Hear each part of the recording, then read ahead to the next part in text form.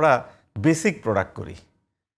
আমরা যে প্রোডাক্টগুলো করি এটা হলো সবচেয়ে লোয়েস্ট প্রাইস যে প্রোডাক্ট সেটা, যেটা আমাদের দেশে মনে করেন ট্রেডিশনালি গুলিস্তানের ফুটপাতের মার্কেট যেটা অনেকটা ওই রকম। আর যে চেইন স্টোরগুলো আমাদের প্রোডাক্ট বিক্রি করে ওরা সারা পৃথিবীতে সস্তা প্রোডাক্ট বিক্রি করার চেইন স্টোর হিসাবে পরিচিত। যারা middle class lower middle class উন্নত বিশ্বে তারা এই ধরনের চেইন স্টোর থেকে কেনাকাটা করে। তো ওইখানে বৈচিত্র্যটা আনবো কী করে? আমরা তো প্রাইস কমানোটাই একটা বিশাল একটা আমরা প্রাইস কমানোর কম্পিটিশনে আছি, প্রাইস সেভিংসের কম্পিটিশনে আছি। ভ্যালু এডিশন হয় তখন সেটা স্টাইল, ডিজাইন, ক্রিয়েটিভিটির উপরে। সেই ক্রিয়েটিভিটা আসে হলো হাই ভ্যালু প্রোডাক্টগুলোতে। সেই মার্কেটে কিন্তু বাংলাদেশ নেই। আচ্ছা, সেই মার্কেটে যেতে হলে দুইটা কাজ করতে হয়। প্রথমে নিজস্ব ব্র্যান্ড তৈরি করতে হয়।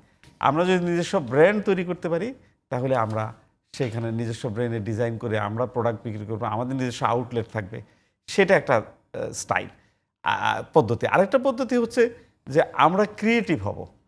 আমরা এখন যে গার্মেন্টসগুলো তৈরি করি, ওনারা যে গার্মেন্টসগুলো তৈরি করেন আমেরিকা থেকে বা ইউরোপের মার্কেট থেকে ডিজাইনটা আসে। আমরা শুধু ওই ডিজাইনটা দেখে কপি করে প্রোডাক্ট তৈরি করি।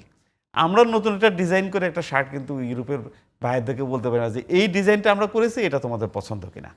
অর্থাৎ সেই ক্রিয়েটিভিটিটা আমরা এখনও ডেভেলপ করতে পারি নাই।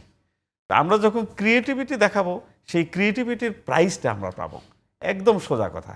তা আমরা যখনই আমরা নতুন কিছু ডিজাইন, নতুন কিছু স্টাইল, আমরা ট্রেন্ড আমরা তৈরি করতে পারবো। যেমন ইটালিয়ান স্যুট আমরা বলে, কেন বলে? ইটালিতে যে স্যুটে ওরা নতুন ট্রেন্ড ক্রিয়েট করেছে। এখন পর্যন্ত ইটালিয়ান স্যুট দুনিয়াতে বিখ্যাত, কারণ বেশি দাম হলেও ওরা একটা নতুন ডিজাইন, নতুন স্টাইল, কমফোর্টেবল ড্রেস তৈরি করে দিতে পারে, যেটা আমরা শুধু কপি করি অন্যের ডিজাইন, বাইরের ডিজাইন দেখে দেখে। এখান থেকে আমাদেরকে বেরিয়ে আসতে হবে, আমাদের সক্ষমতা অর্জন করতে হবে।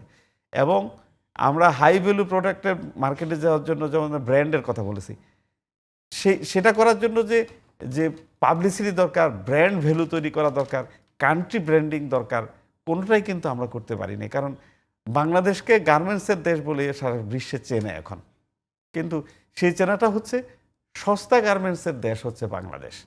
ইউরোপের যে কোনো মার্কেটে যান, আপনি যে কোনো মার্কেটে গেলেই আপনি বাংলাদেশের মেড ইন বাংলাদেশ গার্মেন্টস দেখতে পাবেন। সেটা হচ্ছে সবচেয়ে সস্তা ড্রেসটা।